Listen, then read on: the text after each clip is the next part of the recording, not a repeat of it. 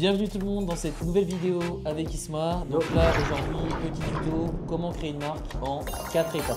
Et à chaque fois Ismaël, on montre des exemples concrets, comme ça au moins ça vous permet de vous mettre dans le contexte et ça peut vous aider encore plus vite, quoi. Mais avant de commencer, n'hésite pas à t'abonner, dépêche-toi. Vas-y, on attend que tu cliques et après on commence. Je prends le relais, fais vite, sinon il va vraiment rester là longtemps. Donc première étape, comment déjà trouver une idée de niche ou de produit, parce que c'est vrai que la plupart du temps, les personnes viennent nous voir parce que comme vous savez, hein, nous on est e-commerçants et aussi on a créé l'agence MIG où en fait on accompagne et on crée aussi des marques. Donc toute phase de croissance de votre marque, on peut vous aider. Donc nous on a repéré en fait quatre grosses idées pour trouver en fait un produit. Ouais, alors en fait le premier point qui peut être assez commun quand même de pas mal de personnes, c'est en fait une passion. Donc voilà, le sport, la cuisine, le dessin. Souvent, bah voilà, je dis n'importe quoi, vous êtes passionné de VTT, vous avez trouvé un produit en fait qui vous dans votre quotidien, vous trouvez ça super cool et vous voulez pouvoir le lancer en marque, tout simplement. Même le dessin, tu sais, il y avait plein de gens à un moment, ils dessinaient sur les chaussures. Nous, on avait un client comme ça qui dessinait sur les chaussures. C'est vrai, la custom. De la custom, il faisait partenariat avec Porsche, avec BM, etc. Donc ça peut être stylé. Donc ça déjà c'est un premier axe. C'est ça, c'est un premier axe qui est le plus simple. Mais vous connaissez en fait votre secteur. C'est ça. Parce que c'est déjà quelque chose que vous aimez. Vous savez, vous allez savoir quand même facilement comment vouloir le vendre en fait. Et deuxième façon de trouver, c'est choisir un produit que tout le monde connaît mais le vendre différemment. Voilà. Là en l'occurrence, le plus simple, donc les Fruit Loops, vous savez aux States, donc ça c'est très sucré, hein. Tu manges ça, tu as l'impression que tu manges un paquet de sucre.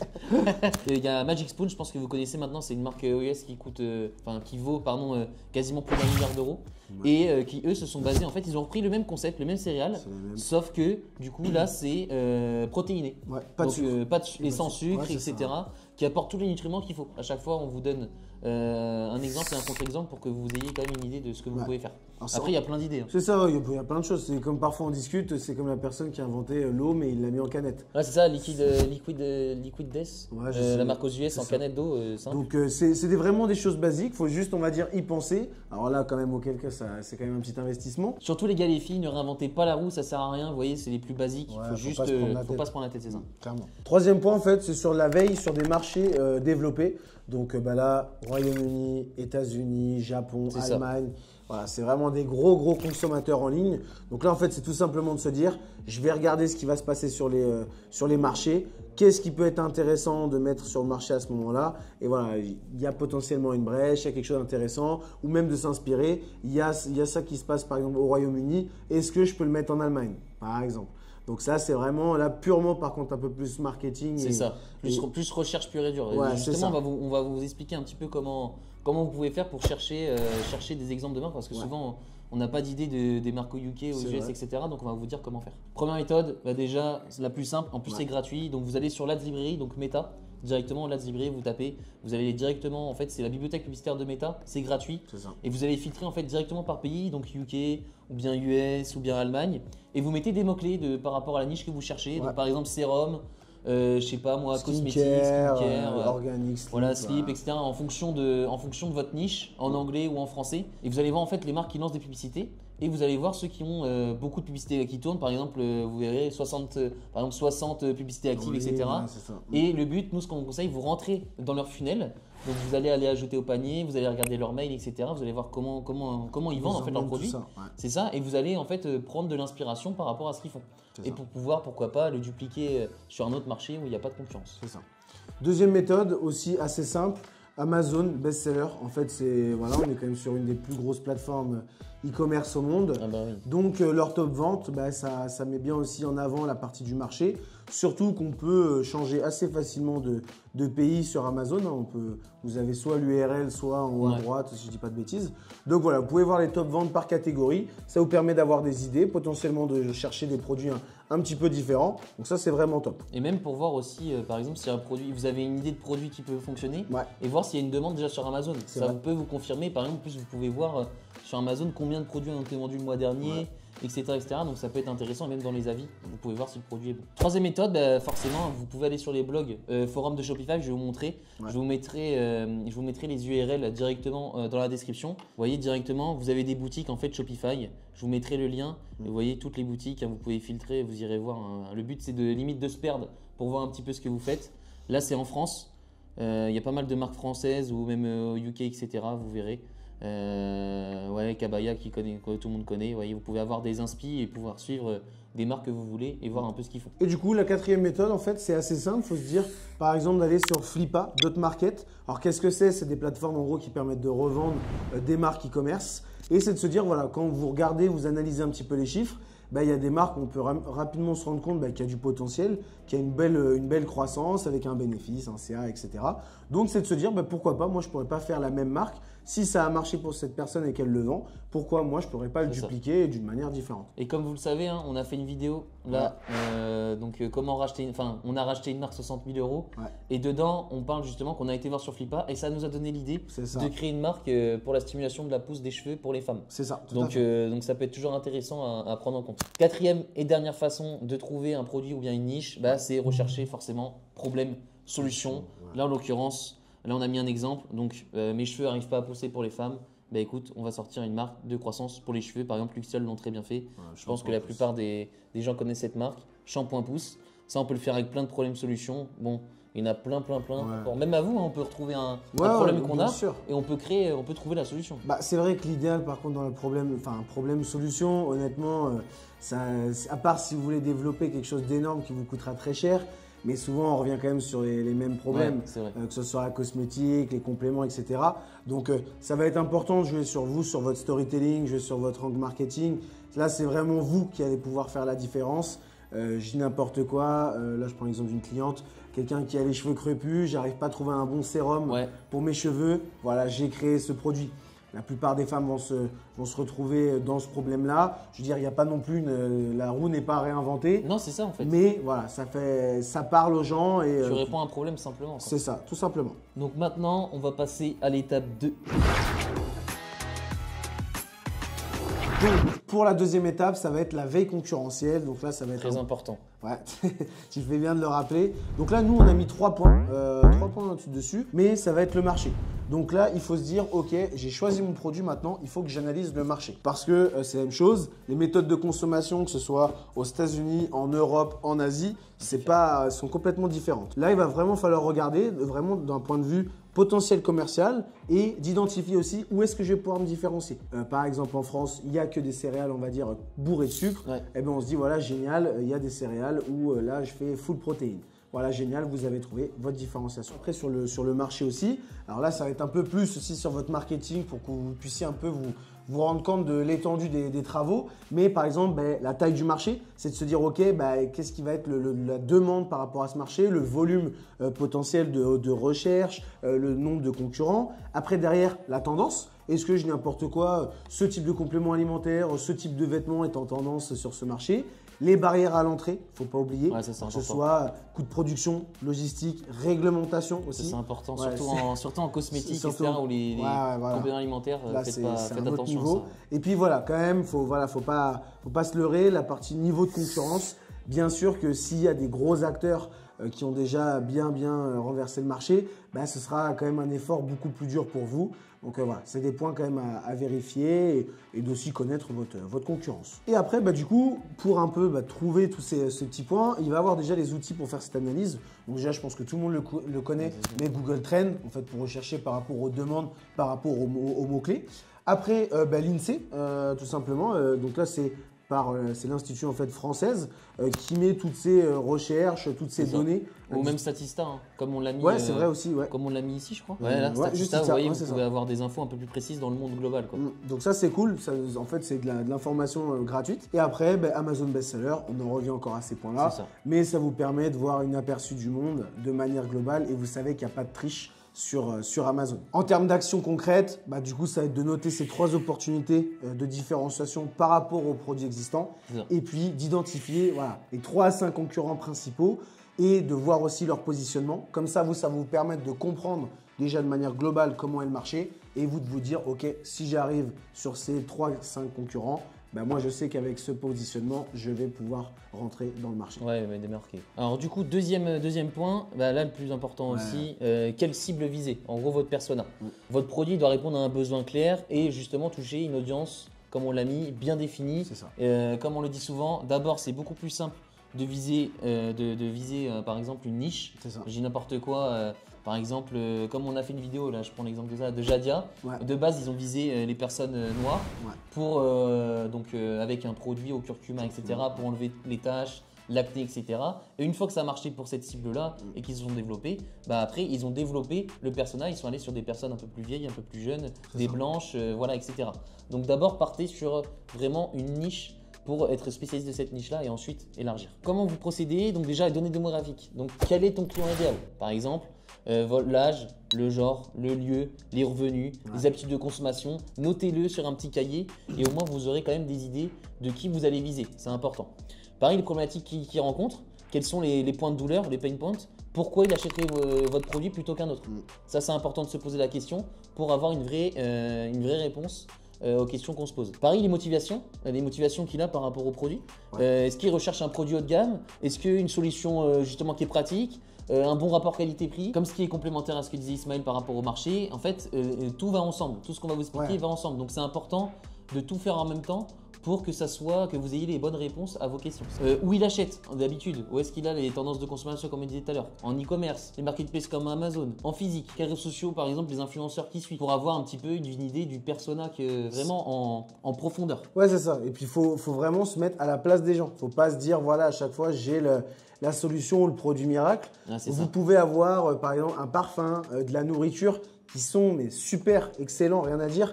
Mais le problème, c'est que ces personnes-là, pour tester, pour goûter, en e-commerce, c'est plus compliqué. Donc, il faut aussi penser en amont à ces problématiques et de se mettre à la place des gens. Parce que vous seriez pareil et vous feriez la même chose que… Donc, justement, les outils pour faire vos analyses, donc vous pouvez aller sur le Reddit.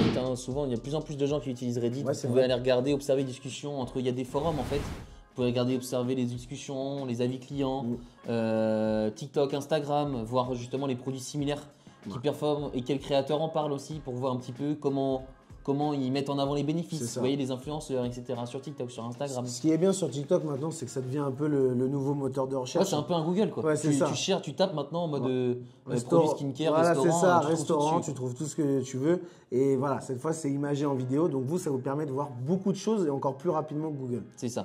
Et dernier point, comme on l'a dit tout à l'heure avec Ismaël, les avis Amazon ou bien les concurrents, tout est dans les avis clients. Vous allez pouvoir comprendre tout ce qui se dit sur le produit, donc les avantages, les désavantages, et pouvoir les mettre et vous, derrière, travailler dessus pour améliorer tout ce qui se dit. Tout à fait. Et comme ça, arriver avec et se démarquer facilement sur le marché. Donc même un produit, on va dire, qui est ultra saturé, je prends même l'exemple par exemple, la posture pour le dos ou de corriger, par exemple, certaines douleurs au genou, j'en suis sûr qu'il y a encore d'autres façons de pouvoir le présenter et de pouvoir vendre ces produits. Ouais, justement, d'où l'importance de faire une veille concurrentielle, de voir par rapport au marché, quels angles ont déjà été c'est ça, les erreurs qui ont été faites. Et vous améliorez le tout et vous changez l'angle marketing. C'est ça. Il ne faut pas réinventer la roue encore une fois. Et derrière, pour une action concrète vraiment pertinente, vous créez une fiche persona. Par exemple, vous pouvez vous amuser à faire une photo, un prénom, une description de votre client idéal. Après là, c'est vraiment poussé, mais ça va vous aider aussi à vous mettre dans la peau de votre client et de ses habitudes de consommation.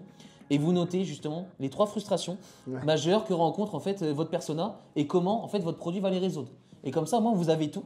Et en fait, vous avez une liste qui va vous permettre en fait de répondre à chaque objection de votre client. Ouais, c'est ça, tout à fait. Derrière, le dernier point, en fait, c'est tout simplement le positionnement prix.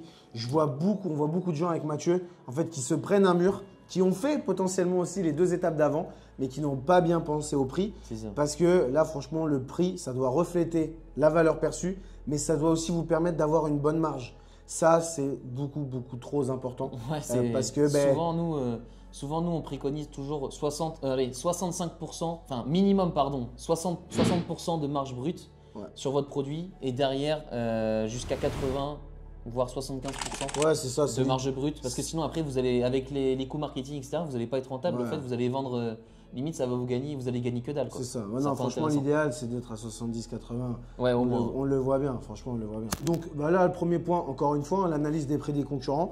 Est-ce qu'ils sont plutôt bas, moyen, haut du marché?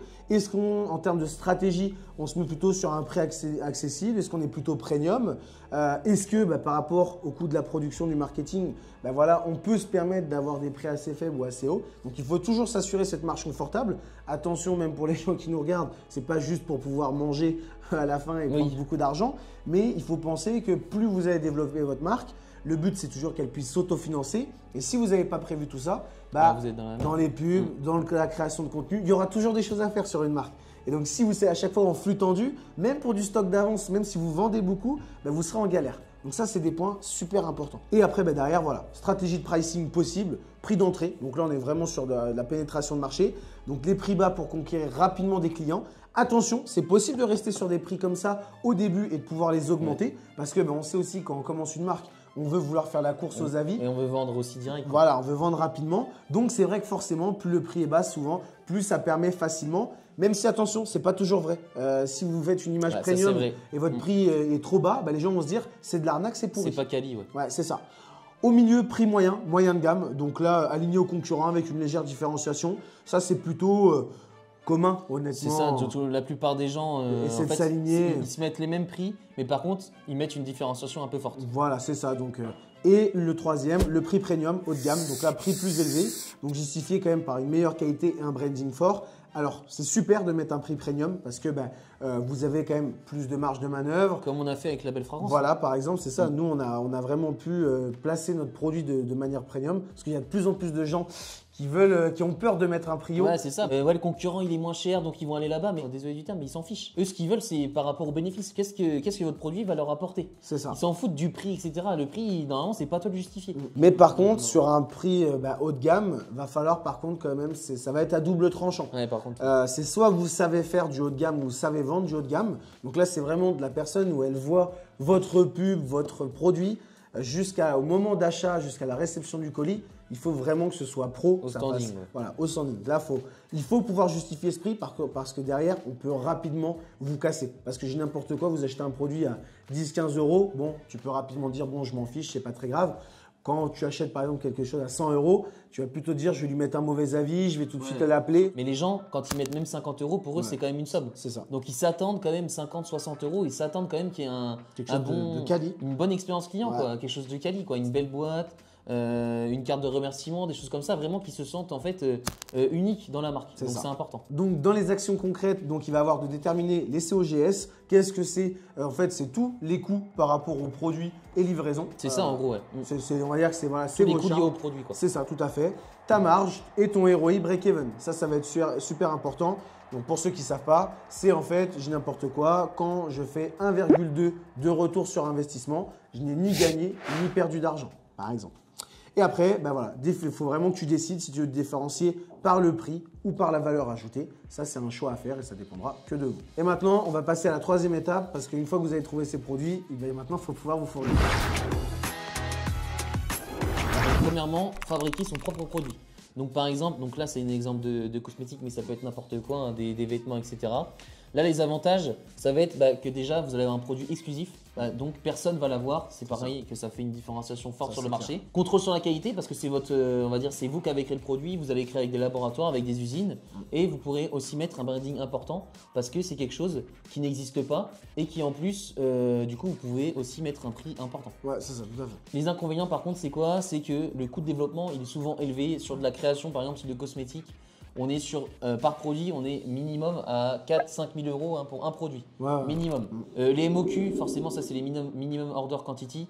Donc là, elles sont quand même élevées, entre 200 et 500 pièces minimum par produit. Et encore, je suis gentil. C'est clair. Et en plus de ça, l'inconvénient, c'est que ça prend du temps. Et en plus de ça, on peut rajouter ça, c'est que vous allez créer un produit que vous n'avez même pas encore testé sur le marché. Ça, c'est plus pour des personnes qui ont des gros budgets, quand même, mine de rien. Parce que... Et qui ont quand même un concept affirmé. Un concept innovant, quoi. Innovant, voilà, c'est ça. Faut quand même avoir, pour moi, je trouve, un premier retour d'expérience ou vraiment une idée de fou, quoi. Le deuxième point, en fait, ça va être d'utiliser tout simplement un fournisseur en marque blanche, donc private label. Là, il y a plusieurs secteurs d'activité, hein, que ce soit complément alimentaire, cosmétique, nutritif. Beaucoup de labos font de la marque blanche parce que, en fait, pour les points qui ont été énumérés avant, c'est plus simple. Voilà, c'est plus simple. Moins coûteux aussi. Voilà, c'est ça aussi. Il n'y a plus qu'à poser son marketing. Les avantages, en fait, tout simplement, c'est des produits qui existent déjà. Donc, vous pouvez les tester, les recevoir rapidement et surtout les lancer rapidement. Par contre, l'inconvénient… Attends, j'ai oublié l'avantage aussi, je l'ai oublié de noter, mais il y a des faibles quantités. Ah oui, par exemple, les MOQ, ça va être entre 30, 50, 200 grand maximum. Ou alors peut-être 500. Parce que ça est arrivé récemment sur le complémentaire, il y avait 500 produits en marque blanche. C'est assez rare quand même, on est plus autour des 50, 100, voire 200. C'est ça, sachant que là c'est un produit spécifique. Ouais, c'est ça, c'est des produits spécifiques. Mais par contre, le gros inconvénient, c'est que par contre, vous allez moins vous différencier parce que je prends l'exemple, je n'importe quoi, du collagène, on en voit vraiment des tonnes maintenant. Tout le monde peut en avoir, que ce soit en marque blanche, que ce soit en gélule, en poudre, bref, peu importe. Donc là, ça va être un gros travail de branding pour vous différencier. Mais nous, on aime beaucoup cette méthode parce que ça permet de tester le marché à moindre coût. C'est ça. Troisième point, directement opter pour un agent de sourcing. Donc là, c'est en dropshipping. Vous voyez, on a donné différentes étapes pour différents budgets. C'est ça. Donc là, ceux qui n'ont pas forcément de budget, les avantages, qu'est-ce que c'est? Déjà, pas besoin d'acheter des stocks en avance parce qu'en fait, en gros, l'agent va directement envoyer de Chine à France. Attention aux personnes qui pensent que le dropshipping, c'est une manière de marketer. Éviter de rentrer dans les formations. Même je dirais encore plus loin, c'est pas que France à Chine. Oui, mais c'est ça. Il y a plein de laboratoires ou de producteurs qui font les produits et qui envoient directement aux clients parce que on sait très bien que c'est avantageux aussi pour les marques de ne pas avoir cette gestion des stocks. Donc, le dropshipping, c'est vraiment juste une méthode d'expédition. C'est une méthode d'expédition, attention, c'est pas dropshipping 2.0, 3.0, etc. C'est juste une méthode d'envoi. En gros, les stocks passent pas par vous, ils passent directement du fournisseur à votre client. C'est juste ça le dropshipping. C'est pas vendre de la merde. C'est pas vendre de la merde. Directement derrière les avantages, vous pouvez, comme a dit Ismaël, tester rapidement le marché. Vous avez un large choix de produits, que ce soit les usines, que ce soit même des labos. Parfois, ils envoient, par exemple en Italie, on avait vu, il y avait même aux US, des labos directement, ils faisaient pas mal de choses en dropshipping. Pas de gestion aussi logistique, ça vous enlève un poids parce que franchement c'est galère et c'est chiant. Comme ça au moins ils gèrent tout. Les inconvénients par contre, moins de contrôle sur la qualité forcément. Ce qu'on vous conseille c'est directement commander des échantillons à votre usine ou à votre laboratoire. Même si ça prend du temps. Même si ça prend du temps, vaut mieux prendre du temps mais être sûr de la qualité plutôt que d'envoyer de la merde et que vous ayez des retours pourris. Pareil, un peu moins de différenciation parce qu'on a l'habitude d'avoir les mêmes produits qui reviennent tout le temps. Après, par rapport à ça, vous pouvez très bien aussi mixer les deux. Donc, fabriquer son propre produit et aussi en dropshipping. Par exemple, vous pouvez améliorer quelque chose de base pour le rendre un peu mieux. Par exemple, je dis n'importe quoi. Vous pouvez demander à votre agent de faire un moule exprès pour faire des nouveaux cutters. Je sais pas, je dis n'importe quoi, mais vous voyez, pour imager. Et vous pouvez prendre un produit de base et le mettre en mieux, simplement. Les MOQ, vérifiez aussi avant de commander les minimum quantity order, les minimum order quantity, pour pas s'attendre à des quantités énormes. Derrière, les prix et les marges aussi, comme on l'a dit tout à l'heure, vérifiez si le prix permet une grosse marge, au moins x3, x4 minimum. Ça, quand même, parce que derrière, il y a les coûts marketing, il y a les coûts de vos équipes, etc. si vous en avez. Et puis derrière, il vaut mieux être large. Les coûts d'acquisition ne font qu'augmenter, donc c'est important d'avoir une marge confortable. Donc nous, on considère entre 65 voire jusqu'à 80% de marge brute pour que vous puissiez être à l'aise. Pareil, les détails de production de livraison, important pour éviter les ruptures de stock. Il faut demander en combien de temps je peux être réapprovisionné, parce que souvent ça va être 3 semaines, 1 mois. Il y en a qui mettent plus, donc c'est important d'avoir et d'anticiper pour pourquoi pas faire des précommandes sur votre site. Voilà, c'est important de mettre tout ça en place. Et pareil, très important, certification et conformité. Je vois beaucoup de gens, même on a eu récemment une personne qu'on a entendue, attention c'est toujours des échos, une personne a dû couper sa marque parce qu'elle a vendu des produits de Chine directement en France sans les certificats. Donc il faut bien vérifier que ça respecte les normes du marché, que ce soit en Europe avec la certification CE, aux USA, FDA, etc. Mais voilà, vraiment faites attention surtout aux certificats parce que vous pouvez niquer votre vie à cause de ça. Il y en a qui ont des grosses amendes, donc c'est important de faire gaffe. Maintenant on passe à la quatrième et dernière étape. Là c'est le concret, ça va être l'identité visuelle et la charte graphique. Premier point tout bête, mais en fait c'est de trouver un nom de marque impactant. Donc là, il y a plein de points, il y a plein de possibilités. Ça peut être des prénoms, ça peut être des noms créés, enfin bref. Mais les points quand même qui sont importants, c'est que ce soit facile à prononcer et à mémoriser. Ouais, utilisez pas des… des trucs trop complexes, trop longs. Faut se mettre à la place des gens. Disponible aussi pour le nom de domaine. Ou même sur les comptes Insta ou TikTok, ne pas se faire bloquer. Cohérent aussi avec le positionnement. Faut un nom de n'importe quoi, un nom de luxe ne ressemble pas à un nom fun ou accessible aux gens. Donc, il ne faut pas que ça fasse cheap. C'est ça. Comme si par exemple le magasin Action, je me dis pas qu'ils vendent du luxe. Ouais, voilà, c'est vraiment bien positionné. Et aussi du coup que le mot soit internationalisable parce que le but c'est vraiment que voilà, si les gens, peu importe le marché, que ce soit facilement prononçable et compréhensible pour les personnes. Donc les outils pour trouver un nom, donc il y a Namecheck. Donc en fait c'est super bien comme outil, ça permet de vérifier la disponibilité du nom de domaine, mais aussi des réseaux sociaux. Donc Instagram, TikTok, ça vous permet de faire plus rapidement. Même chose, bon là tout bête, ChatGPT, prompt générateur de marque. Là, c'est assez simple. Il peut vous sortir plein de noms, plein d'idées avec le storytelling. Voilà, ça va très vite. Et puis aussi, quand même, de pouvoir vérifier, par exemple, à l'INPI en France, si le nom n'est pas déjà déposé en France. Il faut quand même faire attention de ne pas déjà être bloqué dès le lancement de notre marque parce qu'en fait, quelqu'un avait déjà trouvé le nom. Ouais. C'est ça. Et après, en action concrète, c'est de se faire une petite liste de 5-10 noms possibles, vérifier leur disponibilité et puis voilà, essayez de voir un peu autour de vous par rapport à votre stratégie, ce qui vous plaît aussi le plus. Et puis après, au bout d'un moment, c'est bon, faut choisir, faut lancer. Mais ne passez pas un mois dessus, quoi. Ouais, c'est clair. Donc deuxième point, créer un logo. Donc là, c'est vrai qu'avec l'expérience qu'on a, on a vu plein de logos qui ressemblaient à rien. Le logo, c'est important parce que c'est la première chose que les clients vont voir. Ouais. Donc c'est là qu'il faut que ça soit simple, il faut que ça soit reconnaissable et que ça soit lisible. Donc pareil, la type de logo possible, il y a les logotypes. Donc par exemple Coca-Cola, vous voyez Coca-Cola, Google, donc un peu stylisé. Ouais. Vous avez les symboles plus le nom. Donc par exemple le Nike avec le swoosh. Nous souvent on fait toujours logo typographique plus symbole. Ouais. Ou alors le symbole seul, par exemple le Apple, juste la pomme. Ou par exemple le Starbucks, etc. Ouais, ou juste le McDo, vous voyez, juste le symbole, juste le M. Il y a différentes façons de mettre en avant son logo et de parler par rapport à son audience, par rapport à sa marque. Directement derrière pour les outils pour créer le logo, il n'y a pas plus simple que ça. Canva, pour un logo simple et rapide pour les débutants, on va dire. Après, si vous voulez des logos plus développés, allez, prenez la suite Adobe, ça c'est pour plus les expérimenter. Ouais, c'est ça. Ou vous pouvez très bien déléguer avec des graphistes, des agences, etc. Mais c'est toujours un coût. Et l'action concrète, faites au moins 3 versions de logos différentes. Ouais. Vous tapez votre nom, vous essayez de trouver des symboles, etc. Faites différentes façons. Et vous choisissez le logo qui correspond le mieux à votre branding et à votre proposition de valeur aussi. C'est important que le logo soit en accord aussi avec la valeur perçue que va avoir votre produit. Ouais, totalement. Le troisième point, ça va être en fait le storytelling. Donc, idéalement, nous, c'est toujours ce qu'on va conseiller avec Mathieu, c'est de pouvoir avoir un fondateur derrière tout ça, de pouvoir se mettre en avant. Mais vous pouvez très bien avoir un storytelling sans une personne non plus qui est mise devant. Et voilà, il faut bien pouvoir créer tout ça. Donc, le but, c'est de donner une personnalité à la marque et de permettre en fait aux clients de s'identifier. Donc là, les éléments clés du storytelling, c'est pourquoi cette marque. En fait, quelle est l'histoire derrière ton produit? Pourquoi vous avez voulu lancer en fait tout ça, tout simplement. Quelle transformation tu proposes? Donc, quel problème en fait tu vas résoudre pour ton client? Quelle est ta mission et tes valeurs? Donc là, éthique, made in France, vegan, cruelty free. Bref, il y a plein de valeurs. Ça dépendra vraiment beaucoup de vous. Et puis après, quel ton utiliser? Luxe exclusif, fun accessible, engagé, éthique. Ça aussi, ça c'est vraiment un point quand même storytelling qui va être beaucoup par rapport à votre personnalité. Ouais, personnalité et par rapport à ce que vous voulez engendrer avec la marque. C'est ça. Et après, les outils pour les structurer, donc rapidement le storytelling. Donc déjà, il y a Notion ou Miro. C'est bien, ça permet de facilement quand même d'organiser les idées. Miro, c'est pas mal. C'est comme ça, vous mettez plein d'idées, des post-it, etc. Voilà, c'est ça, c'est plutôt cool. Et puis après, ChatGPT, Claude, là pour t'aider à générer des textes. Ça, je pense que tout le monde connaît. Et mine de rien, tout le monde n'est pas copywriter, donc ça aide pas mal. Ça aide pas mal.